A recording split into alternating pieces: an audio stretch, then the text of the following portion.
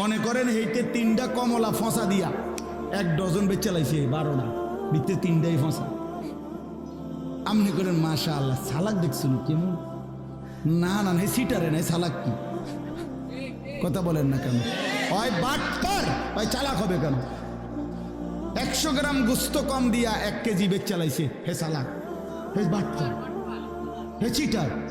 তো সিটার তো সিটারে না হে চালাক হবে কেন? সুদখোর তো সুদ করে না হেরে চালাক বলেন কিত্তে নাম? মিথ্যাবাদী তো মিথ্যাবাদী না ওরে আপনি সালাক বলবেন কেন? কথা বলেন না কেন? চালাক হবে কোন যুক্তিতে?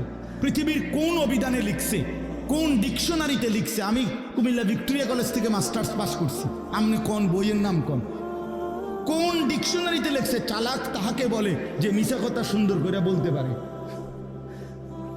হ্যাঁ, এটা কোথায় আছে? যে মানুষকে ধোঁকা দেয় প্রতারণা করে তাহাকে চালাক বলে, এটা কোন কিতাবে লিখছে?